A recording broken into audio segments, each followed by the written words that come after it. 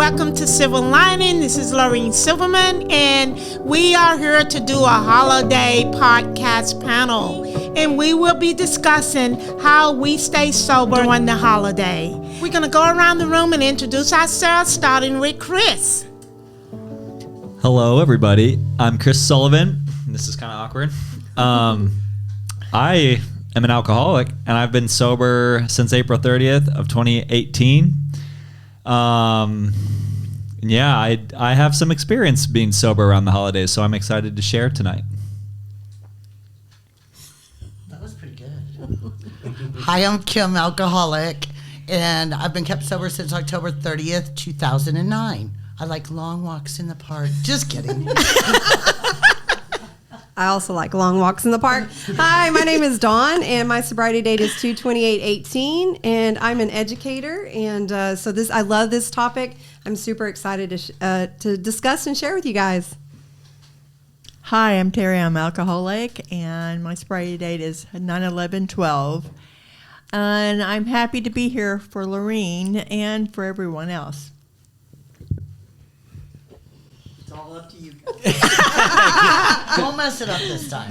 Good evening. My name is Gus, and I am an alcoholic, and my sobriety date is April 25th, 2006, and for that I'm truly grateful, and I thank Lorene for inviting me to this panel.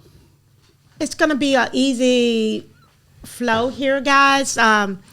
It's nothing that we have scripted. We just make it easy and fun and just laugh a lot. So what I want to discuss is, I got sober around the holidays, and in fact in December. And as we discussed earlier, I don't even know what date, but I know I got sober in December.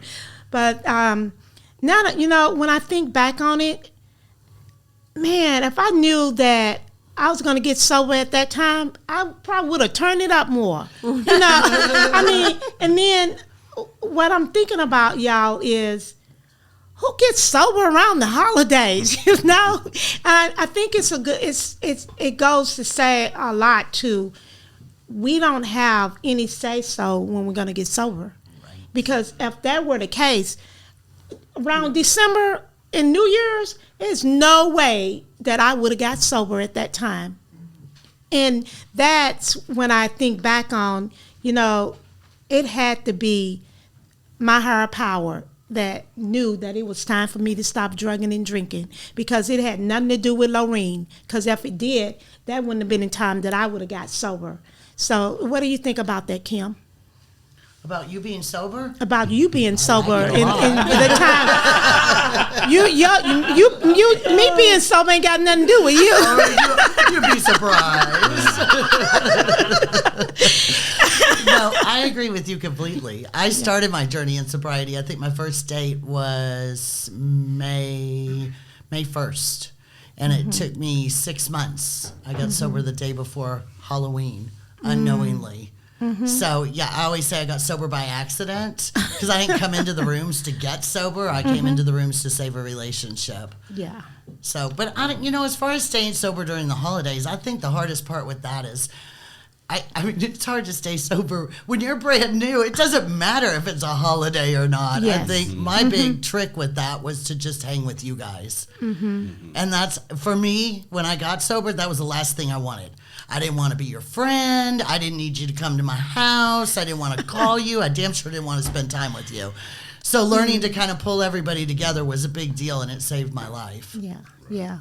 And now you have so many get-togethers at your house, especially around Christmas. You have, she really turned it up, don't she, y'all? Mm-hmm. I mean, wow. We've dwindled a little. We don't have to celebrate all of the, Martin Luther King anymore and all that. But I used to, man, if it was a day off, I had people, because that's when I drank.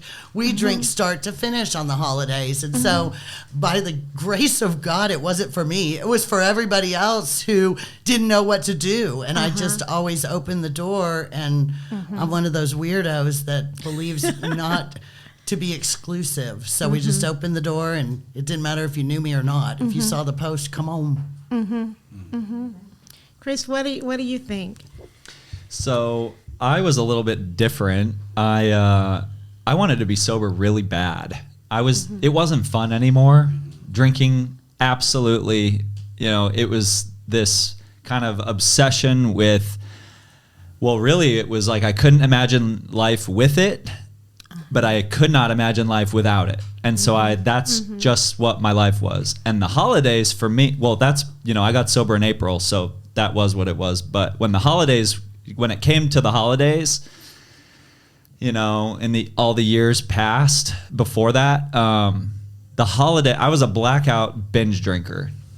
I could go a couple days during the week, generally, not always, Monday to Thursday, didn't even want to drink. Honestly, didn't even come to mind. But when Thursday or Friday came around, it was like a flip switched, and it was time, it was like a job, and it was time to cram as much drinking into my time off from work as I could so that I could,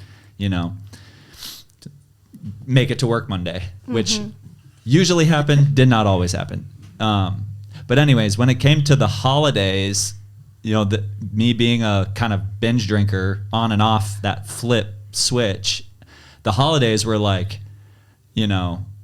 open pasture. It was like I was off work usually for like a week. And if I didn't have responsibilities, it was like, hell yeah, I can drink as much as I want. And, I have a really wonderful family. So I was usually with them, either my mom or dad, they're divorced. And it was just like wherever I was, they had plenty of alcohol because they drink, and I could just kind of open the floodgates, and those were holidays for me. And some of my most regretful times were around the holidays. There were more than one occasion getting in fights with my mom and sister, which is like, not my nature. And then it's not what I wanted. But yet there I was on Christmas Eve, just in an absolute screaming brawl with all alcohol involved. Just awful, And so I say I wanted to be sober so bad because I was tired of that. I didn't like that even then, And so I don't know. It was like I wanted to be sober so bad. When I got sober in April. I had a desire to be sober. I just didn't know how. That was what changed. Was I started to become willing to be shown how. And so when my first round of holidays came around, I guess I was like 8 months sober or something at that point. And, I had picked up enough tools by then to finally be shown how to not have train wreck disasters, on Christmas Eve with my family. I was able to just like be there, be a part of, and like enjoy it. And, it kind of made it more simple, but, sobriety had to become number one. It's not like I got to just like have that for nothing. Sobriety had to become number one for that to be possible. It became more important than anything in my life. And that's what changed for me, was like, I just didn't know how to do it. I needed some principles and some action. And all of a sudden it was like Christmas and Thanksgiving. And, I didn't have to be absolutely worthless and hungover through all of it. And coming back to work after the holidays in worse shape than when I left. It's like, oh God, I remember feeling like holidays are supposed to be like restful and like I want to come back refreshed, and I would come back in worse shape than when I left. Need a holiday for your holidays. For holidays. So anyways, that's Yeah. Terry. Gus, there's another light. You can just sing into it.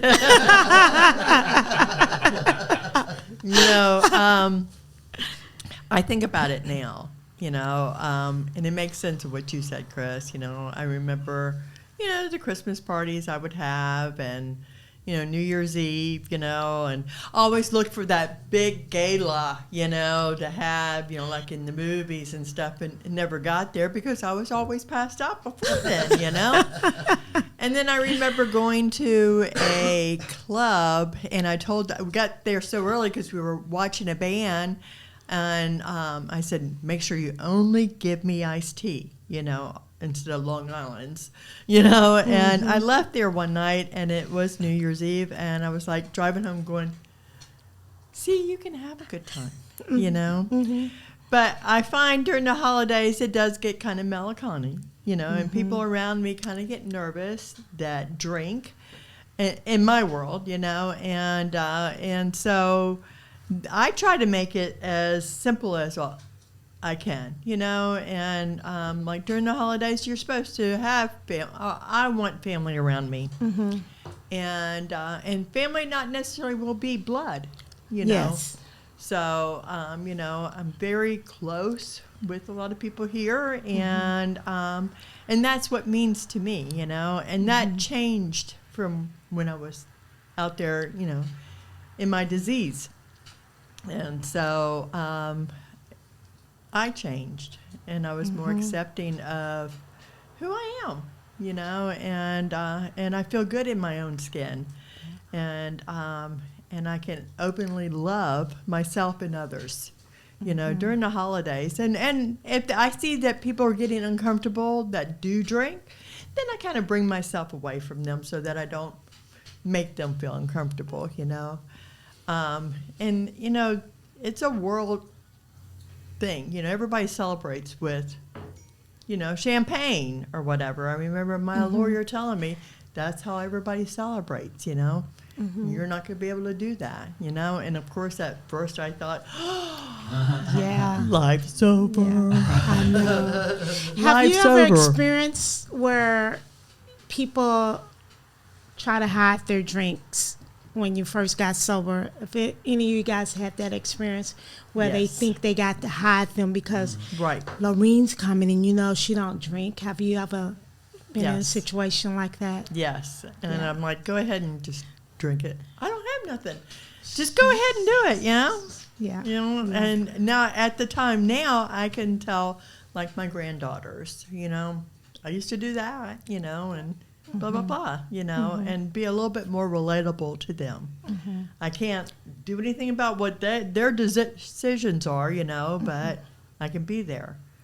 I didn't have that. I mean, you know, like they always have those questions like, what would you tell your 23-year-old self?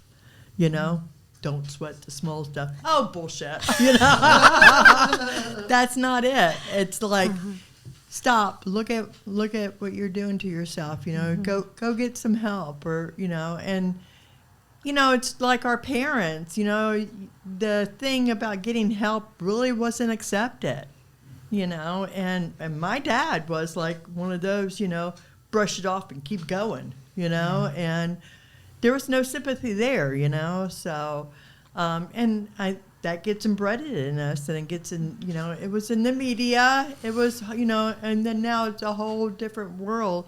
And I remember, you know, I didn't walk 6 miles up the hill, you know, go to school and all that, but I worked my butt off, you know, to made sure by Friday I had, you know, I was going to the liquor store, you know, and I was going to get my drink for the weekend and Did you that sort pass of thing. dinosaurs? Throwing shade. Shut it. And you're done. But no, I find that some of my old friends, I lost them because of it. You know, I just recently went camping, and I had to tell some of my old camp people, I've been sober for 10 years. Well, good for you. You know?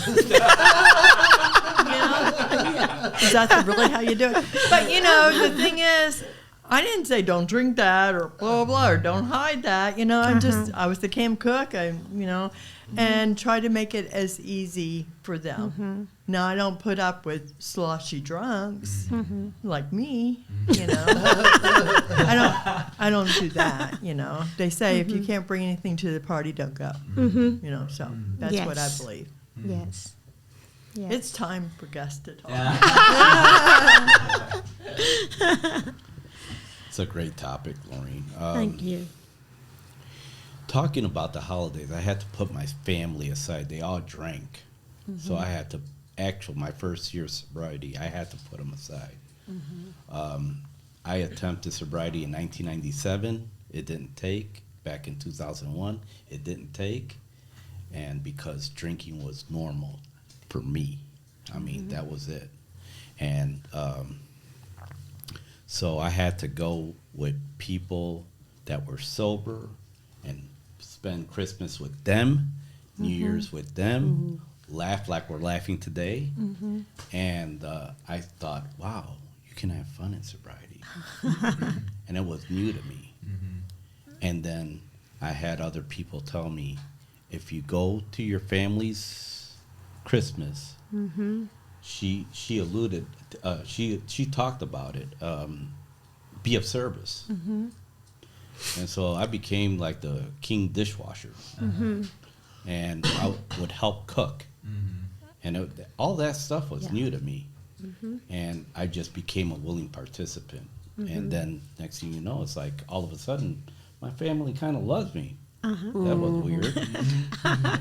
You know, or they were looking forward to me. And I'll end with this. I remember my second year of sobriety. It wasn't all peaches and cream when I got sober. My second year of sobriety, I was broke. When I got sober, I was $50,000 in debt. I had a piece of shit Volkswagen with a donut. And I didn't have any money. And I still owed $11,000 on that piece of junk Volkswagen. So my second year, I was completely broke. And my brother had invited me to the family Christmas. And I didn't have any money. And it was the first time I felt like drinking again. I mean, it was so strong that I didn't want to call anybody. I just kept it to myself.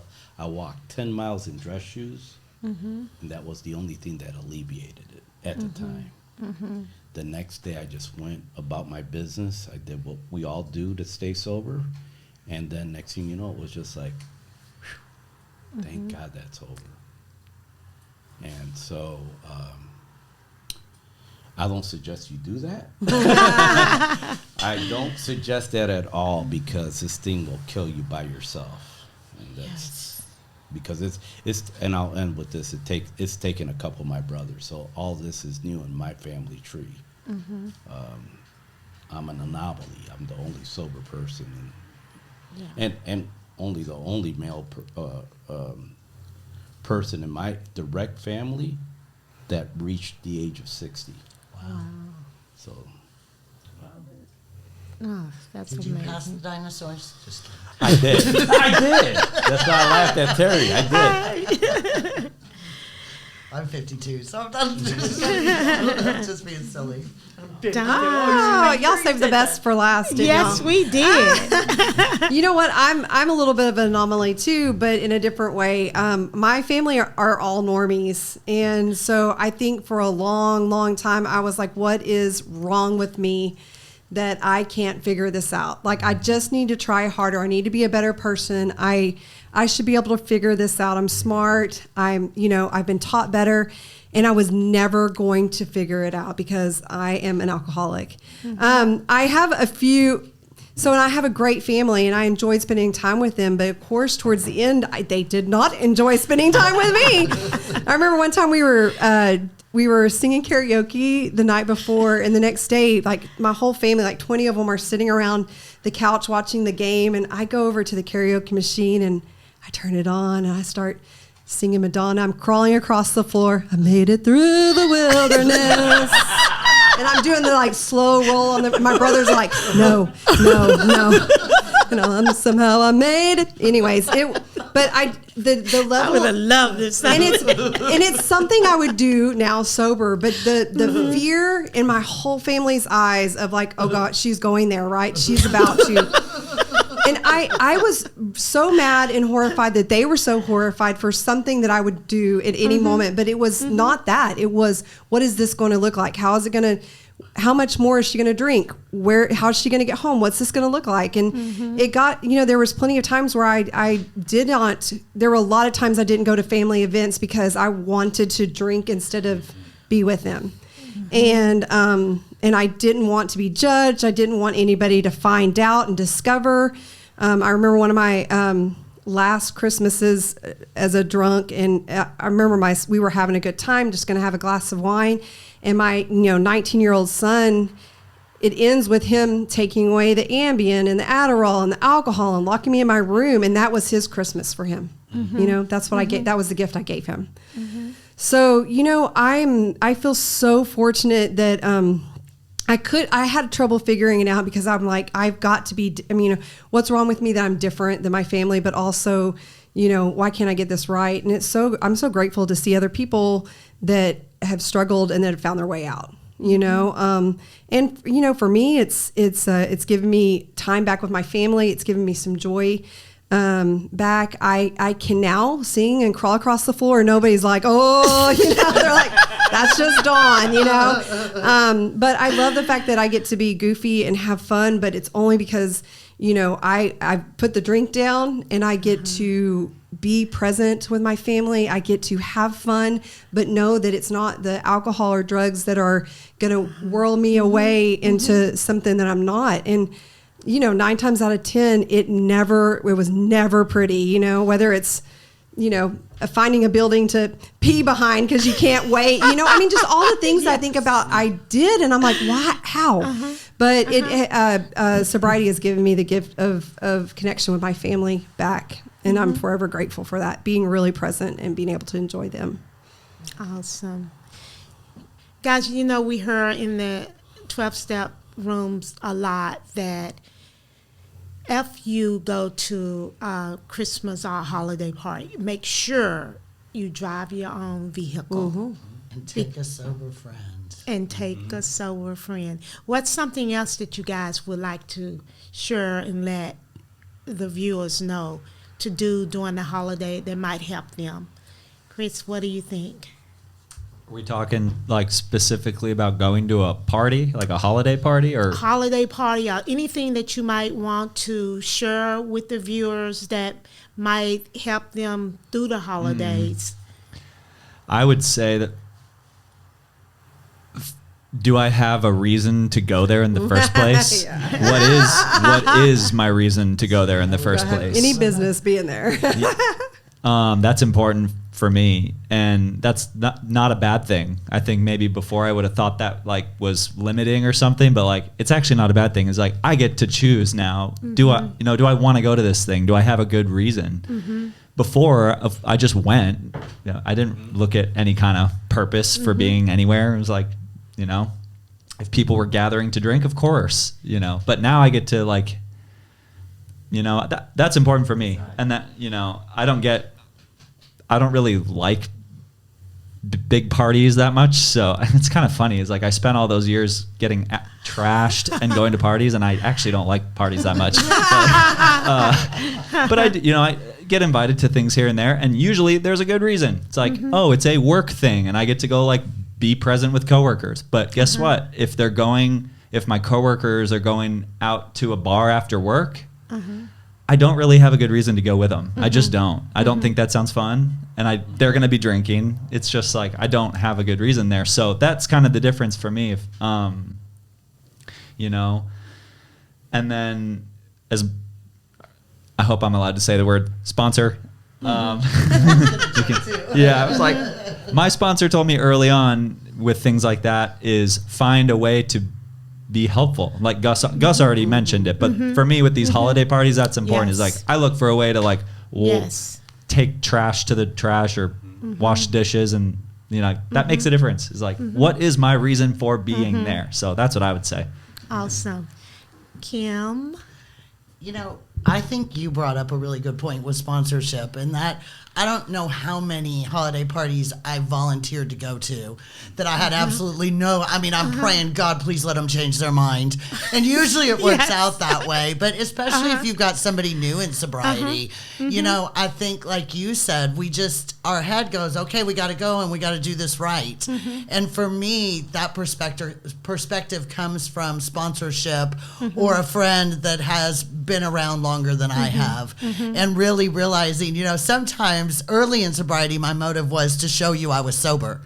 And who cares? I mean, y'all are there like, well, are you sure you don't want one? And the longer I'm there, I kind of want one, So learning to pick up that telephone and just tell somebody else, hey, this is what I'm thinking about doing. What do you think? And it's amazing. Left to my own devices, I'm usually wrong. Yes. But when somebody else says it to me, I really have never thought of it like that before, and that's a great idea.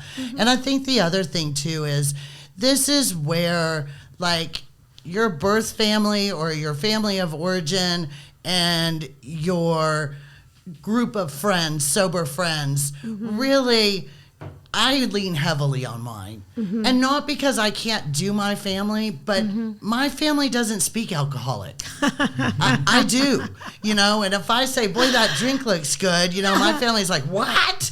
No, put her in the other house, lock her down, So like sometimes, and if I'm having those feelings or, for me, so much of my sobriety is my emotions and my highs and lows and irritable, restless, discontent, hangry, all those things that we say. And you guys pick up on that. So I really try to, the service part for me is to save you guys, pull you all in because you're going to save my ass is what's going to happen. Get on the Kim train. Yeah, exactly. Why don't y'all come over? I got plenty of space, nice fire, I'll do some cooking. And you guys will keep me sober because I love spending time with my family, but I need my friends that speak my language, that remember, we're all kind of on the same boat with that. And you also, this is just a quick add-on. I don't know if anybody else has had experience with this, and I'm not trying to hijack if you want to change it go back. ahead. But when I got sober, my brother is an alcoholic addict. I'm an alcoholic addict, and my sister is not. And so when I got sober, she was devastated that she lost her drinking partner. And it was a really, really hard time because unknowingly, she was my best friend. And unknowingly, she's like, I sure wish you could drink again. And it killed me, and she didn't know. She didn't know the difference. But that, from a family standpoint, especially the holidays, I got sober in October. December was the first, let's go sneak a shot. And that's my MO, man. I am sneaky. If I can sneak it, I'm doing it, man. I didn't go to the bar for a first year of sobriety, and you guys were like, come on, we're sober. You can stay sober. I'm like, yeah, you'll find my ass hidden back there doing shots of Jaeger, coming out hammered, thinking it's funny. But for me, that was a really big deal, and I didn't know how to deal with that. And it devastated me. And I wanted to tell my mom, which that wasn't really helpful. What's my mom going to do? Aaron, don't do that to your sister,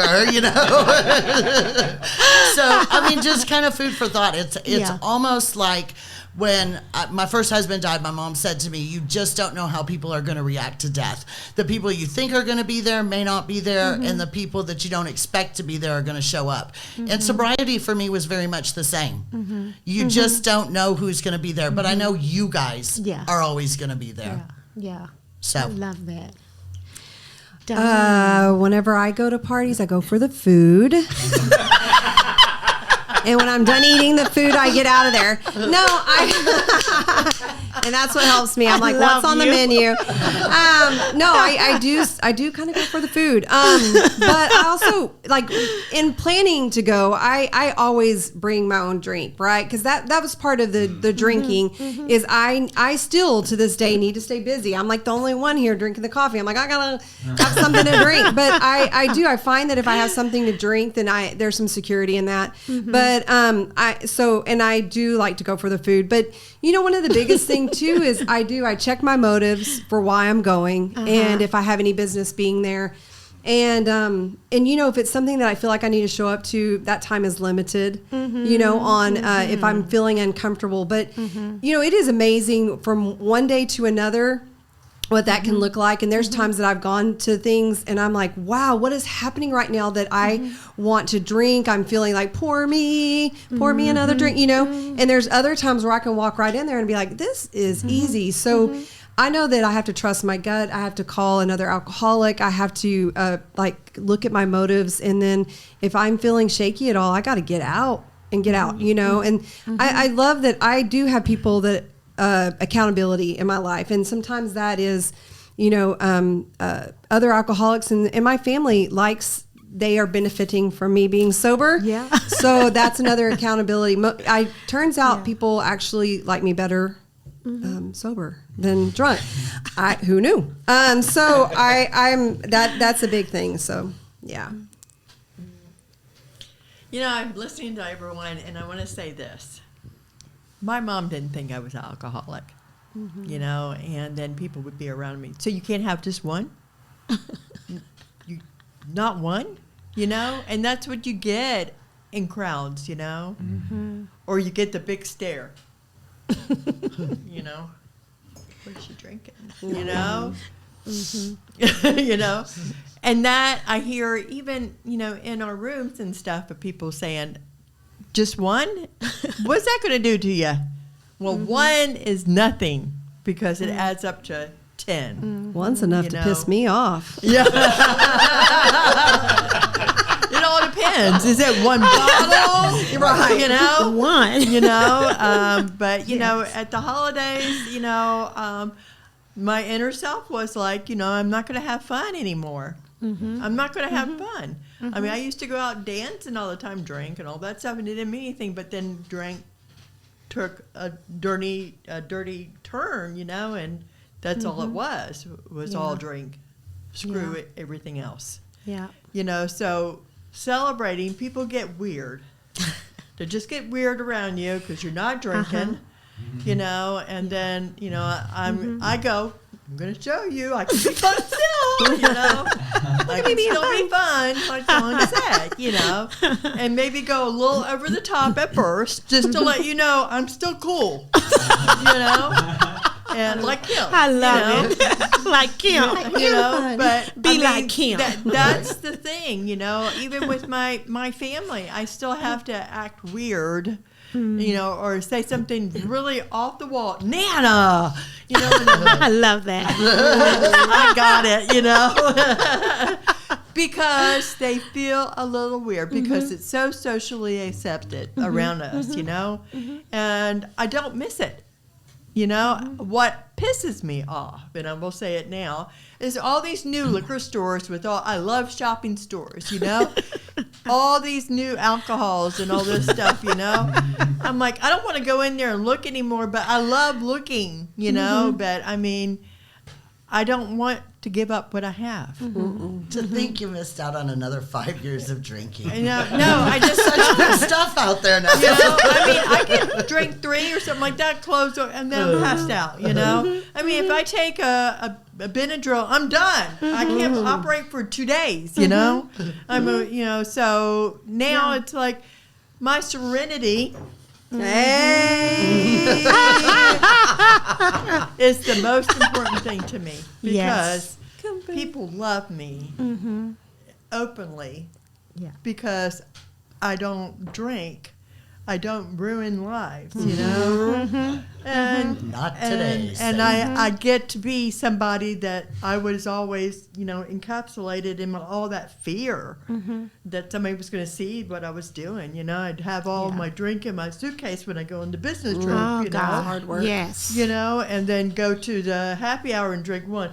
Man, you only drink one? That's right. I drank 10 before I got here, but nobody has to know. What time is it? Just I gotta because go he home. knocked my drink out of my hand, now I've got to leave. You know?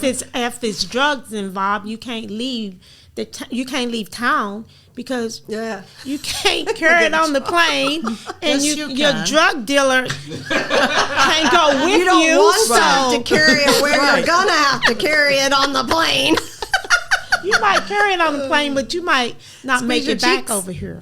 Yeah. You know, True that. So True that. I don't so, you know, recommend the it. thing is, during the holidays, I would say don't pressure the other ones, you know? Just take us for who we are, you know? Because we're not judging you. well, You know, I mean, you know, like if that person's out there drinking and doing all what I was going, that used to be me. How many My have friends you would had? always, You know, pee in the hallway because Yes. I didn't even get to the bathroom Yep, yet. yep. You Oh, know, God. I mean, honestly, you know, My so. friends would always be like, "Golly, how did you get so drunk off of that one or two?" And I'd be like, I'm like, okay, I would have like 10 before I got there, and I'd be like, "This is my first one. Look at Yeah. me." Yeah, exactly. You don't know what I had I'm not before I paying came. that price. Free game. It's a lot of work. It is a Oh lot of God, work. yes. That's why we're so creative. Yeah, You know? but look at us. I mean, we're all having a good time, I and it know. just even gets even worse when we go out and we just do up the town and we Oh, eat. God. And I think you were the one that told me I don't drink anymore, so I'm having that dessert. You know, and that Yes. was years ago, and like that rule. and I tell myself now, you know. Yeah. These are my pleasures, you know, Yeah. and I can identify them now. Before it was like, you Uh-huh. know, We didn't eat- nachos. I didn't eat whatever. sweets. Yeah. Oh, you didn't eat sweets. No, before I came into the room, I didn't like sweets. I drink my sweets. Yeah. So, yeah. Oh, Jim beef look good on me. Yeah. I thought we were healthy for not eating dessert. I know. I never liked sweets. Yeah. Yeah. When I heard 10 people Bahama say they Breezes don't eat later. sweets, in the back of my head, I'm thinking, why not? Yeah. Yeah, why not? Yeah. So, Gus. Wow. God, Tell us a story. Bossy. I agree so much with everybody. But you know what? Drinking's a lot of work. It is. Have you ever been so hungover that my hair would hurt? Oh yeah. Ever Yes. had one of those? Yeah. Yes. Or the Budweiser or your liquor of choice on the nightstand just to go back to sleep. It's horrible. I mean, it's a lot of work. You know, the holidays are, I don't know, it just, even early in sobriety, I was told to eat sweets, drink coffee, smoke all the cigarettes you want. It was nothing about health. You know, I'm serious. It was just like, Do what you gotta do. do what you have to do. But whatever you do, don't drink. Yes. Okay. And I admire those people. And then after 3 years sober, my daughter said, "Dad, if you could quit drinking, why can't you quit smoking?" And then she was like 12 years old when I sobered up. And then I said, "I like smoking." And no 12-year-old is going to tell me what to do. And then by this time she was 15 years old, and she said, "Dad, would you like to see your grandkids?" And it was just like, she stuck the knife in me and just twisted it a little. All right, I'll quit. You know, and you know what? I am so grateful to that little girl because it spoke to me what sobriety is all about. And she told me, you know, and I have a great relationship with her. How old is she now? She's 20. She's gonna be 29. Awesome. And she's just a sweetheart. She likes to talk to Daddy. She complains about Mom. I love it. We all do. I love it, but she's Daddy's girl, and I wouldn't be able to have that relationship today hadn't it been for my sobriety. I give all the credit to you guys. Each and every one of you whether you like it or not, you play a vital role in my sobriety. But it's tough at first. You know, alcohol metabolizes into sugar, and we get a sweet tooth, and then but I've never felt better in my life than I do today. Yes. Yes. I read something not too long ago. I've never heard someone say, "Man, I wish I didn't get sober." Yeah. And you know, I don't know. It's this program is just amazing, and it's been said already around the rooms. And I remember during the holidays, I came back into the rooms and I was complaining. Kim, you remember? I was mad because the family didn't give me what I wanted for Christmas. I do remember that. I was mad, and people were looking at me like I was crazy, and I was like, I do not care. I told them what to get me. She was mad. I was mad, and then I was telling them how horrible it was that I had to go to that event. This was my first year sober, and I stayed there, and I didn't want to be there. And someone says, Lorene, nobody made you stay there. Once you go and you do what you're supposed to do, leave. And I was like, oh, because I didn't know that it was that simple. And I said, okay. And then following years, that's what I started doing, because I would get where I was uncomfortable and I was done with the family. I didn't want to be there anymore. So I've learned that once I show up for an event, I can always leave. And that's something that I would like to share and say, you can leave once you make an appearance. And that's quite all right. And I have to play the tape forward, because I know for me, I will look at somebody else and I'm thinking I'm matching them. But the fact is, I mean, my mom used to say, the second she takes a drink, she's drunk. And I was like, that's impossible. But the fact is, the second I take a drink, I have decided that, like, whatever accountability goes out the window. So there was a change in behavior. So I think that the minute that I started to do that, there was a huge change. And it doesn't look the same as other people for me. Like, I'm going to drink until I get to a certain place, and it's going to be messy. So I know for me, I have to, like, play that tape forward of what it looks like and remember that it doesn't matter what anybody else is doing. I know what it looks like for me, and it's not pretty, and it's dysfunctional, and it's going to be hurtful to somebody, and it's going to be messy, and, all that stuff. So that helps. Yeah, I can relate to that. I'm sure we all can. But I still remember the party you got something. And you didn't like it, and you were wanting to. It was an exchange. I was going to bring it up, but I thought maybe she was leaving it behind. You notice she doesn't come to those parties anymore, right? There's a reason. But, Lorene, I'm the same way. Lately now, it's like I said what I wanted, and I didn't get it, And so I was like, well, next time, really speak up, So you see why I speak up. And you do speak up, but, I have to make sure that Validated. I use nice words. Well, I don't use bad words. I just say, I would what just is this? be victim on it, I always hear we can't always get what we want. Why not? I think she was going to start singing. If you're Lorene, you just trade the white elephant gifts back to what you gave, so you get a good one. Yes. So you just have to It's speak firmly about what you want, and then take whatever you want. Manipulate it. This is like family, so she picks it. I mean, it's one of our favorite memories, She opens it up and she went, who gave me this? That's awesome. What is this? I think What was it? I don't even remember. It was much worse than the $10 Starbucks card that she brought. So she just traded her way back to the $10 Starbucks card. And then she promptly left before anyone could take it from her. That is not how white And then elephant the works. next year she told us that she realizes that she needs to do some growing before she can come back. So she didn't come. Yeah. But did you hear?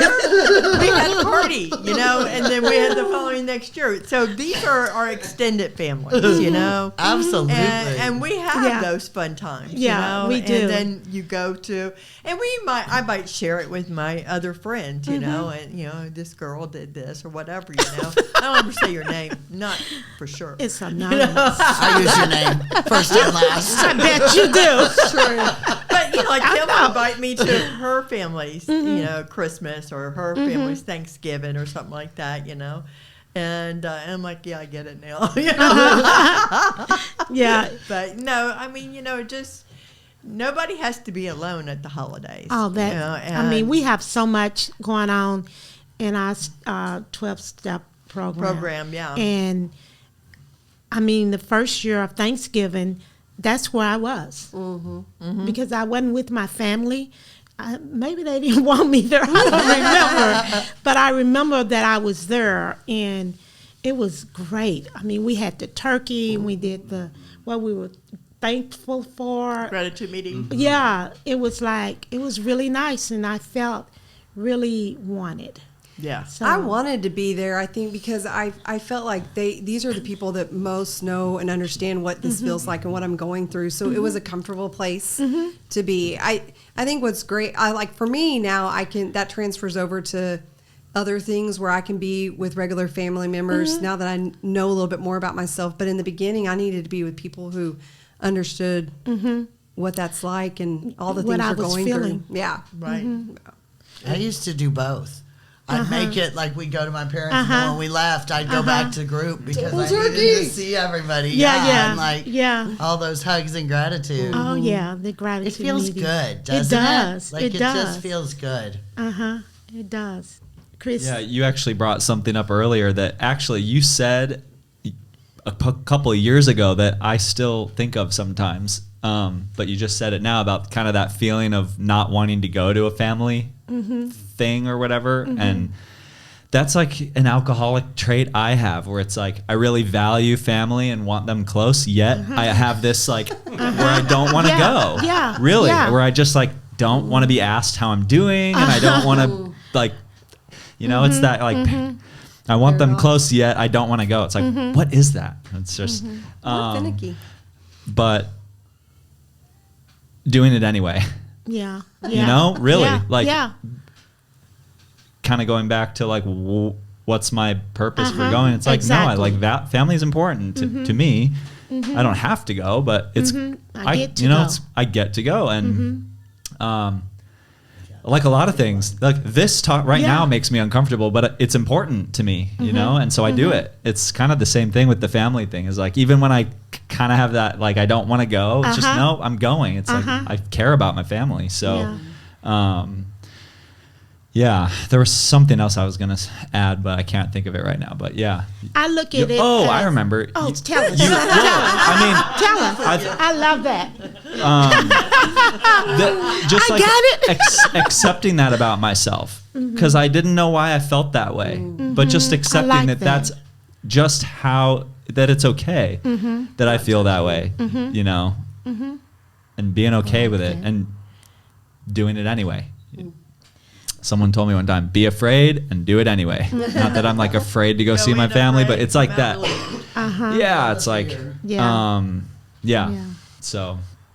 My sometimes hopefully they don't listen to this podcast, but let me try to put it eloquently. So sometimes I don't want to be wherever it is that I'm at, that the place that I'm at. I put it that way. But I owe so many living amends that I show up anyway. Even because I can remember the time that at Christmas, I was in jail. And my kids they came from college, they came from different places, and I was in jail. So I owe a lot of living amends to my family. So when I don't want to show up, I show up anyway, because even when I was there, I was only there in body, not in mind.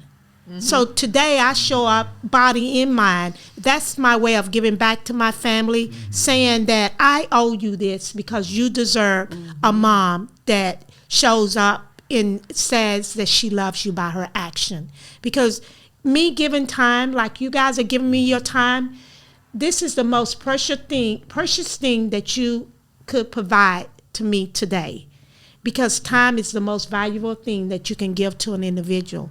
And I want to let you guys know how grateful I am that you guys are giving me your time, giving Silver Lining your time. And I can't express how much the $10 back. I'll give you $10 back. So, guys, we're going to wrap it up, but I want to let anybody that wants to say something before we do wrap it up. I want to hear from you guys.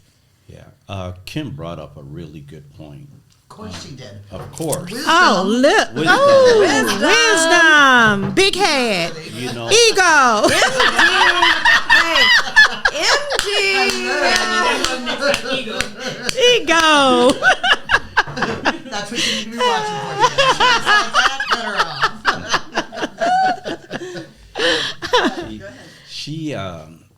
I've had a lot of mentors in the past that open up their house to new people and newly sober people, and even anybody in the group.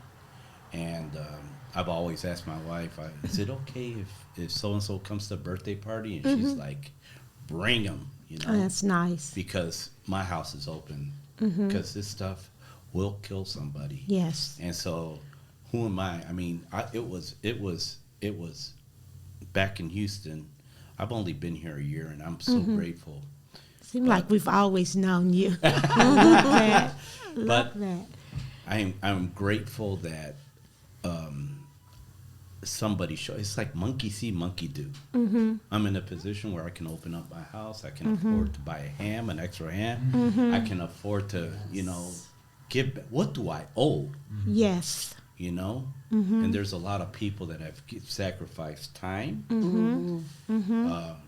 resources, share resources with me, and done all kinds of things that I didn't even expect. Yes. And so I'm just grateful for that. And I thank him because I didn't plan this trip around. And so it came from a very different place. And I thank you for having this. Thank you guys. Thank you guys for being here.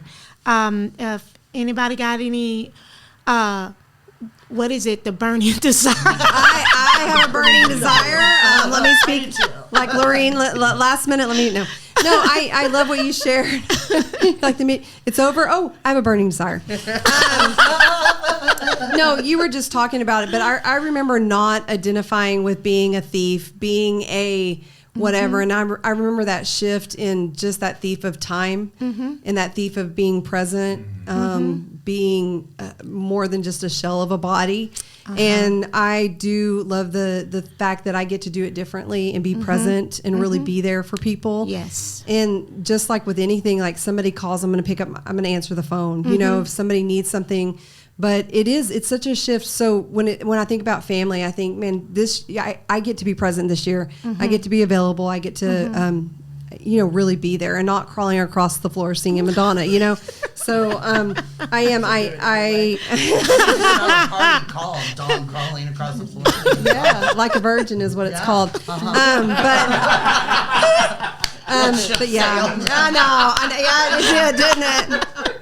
Well, but yeah, I do. I appreciate that because I know that is the gift that it's a small gift of maybe I can start to give back to that time and the family and the hijacking moments with this need to be, whatever. Like I'm hijacking now. Okay, let me be quiet. Hijacking. Sorry, I'm doing it too.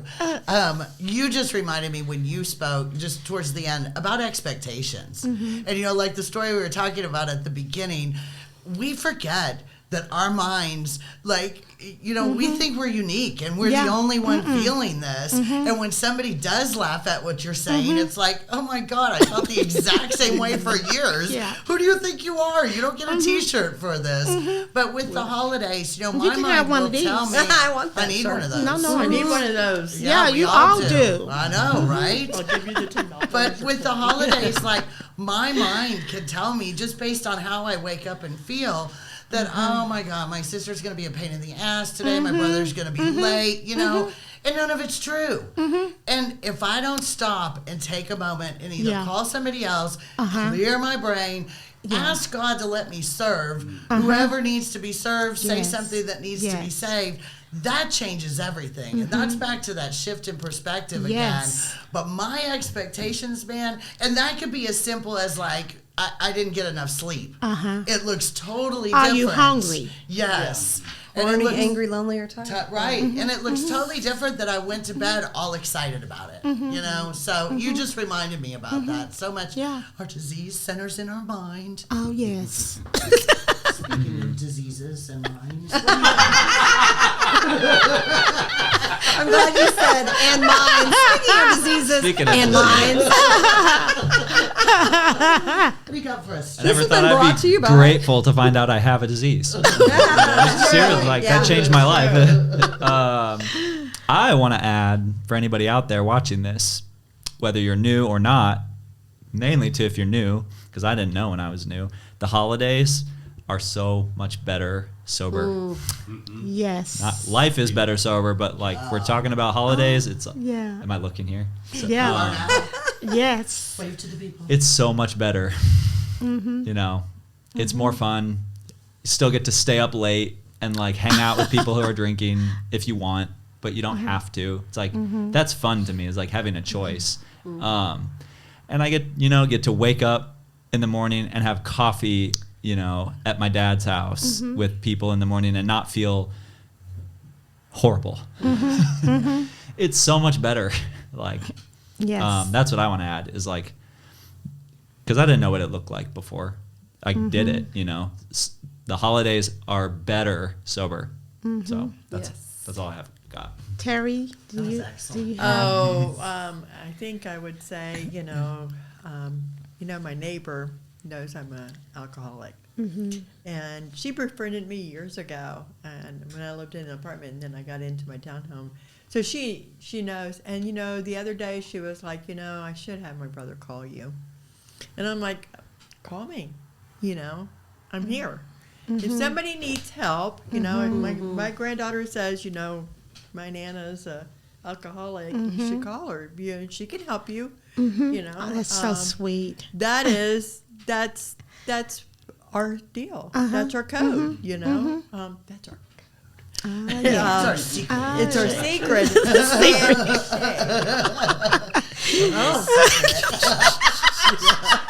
But the thing is, that's about the holidays. There's people out there that are afraid to, as I was, to say, I can't control this anymore. Oh, they don't know where to go. Right, and that's the thing. We've got a 24/7 phone number. Somebody's going to pick up. Oh, yeah. When do I go to a party or when I'm someplace and I go and pick up my phone? I'm going to text somebody and say, "Hey, Oh, yeah.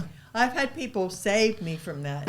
Just take yourself out of there." Like you said, I didn't know I could leave. Well, I didn't know I could leave. I stewed all the way back to Dallas from Ennis one day and sat at Norma's and went, but you know what? Before I would have gone to the Walmart, got some wine, sat in the parking lot, drank it, going back over to where I was going to be at, and then showed my butt. Your butt? That my butt. My butt. So but that was how it. That's how it is. I would show my butt. But that's how I picture holidays sometimes or situations where you can't handle it. Yeah, And people yeah. say, and they could be drinking, and they want to bring up shit that you did Oh, before. God. Oh, yeah. Yes. And then sit there and That's a whole new podcast. Drank so much, we didn't want to remember that. Wow. It is a whole nother place. It is But, a whole the thing nother Terry podcast. was a burning we're desire, not Terry. we're not A just burning desire. alcoholics, we're people. And we learn to be people. Oh, yeah. Again. Oh, yeah. Oh, yeah. So that's all I have. Oh, yeah. Merry Christmas. All right, guys, Turkey we're gonna wrap it up and Thank you. thank you guys. Thank you. Thank you guys. Coffee and conversation. Yeah, great Amazing. conversation. And once again, guys, if nobody told you that they love you, heard from us here at Silver Lining, we love you.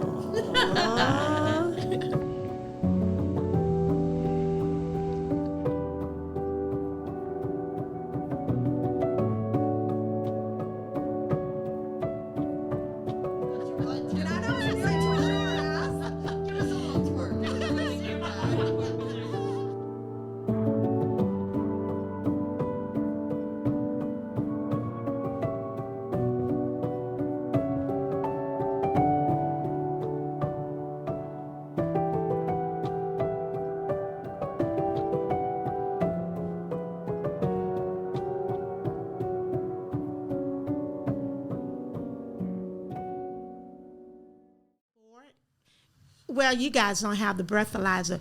You know Johnny? One time we went out, and I had the breathalyzer on the car, and she goes, hey, we need to valet the car. And You're like, oh. and see the reaction when the guy tries to pull your car away. See what happens. Did y'all do it? Do I put my No. lips on this? I'm like, no, I'm too embarrassed to do that. Like when I had mine, you had the GPS, what's that? The camera? The thing on your car. Yes, the Gemini. no, Garmin. Garmin. Yeah. I had that. Then I would have the phone going off, that thing going off, telling me where to turn, and then the breathalyzer going off. I just bust out and start crying because I didn't know whether blow answer or Make a left. make a left.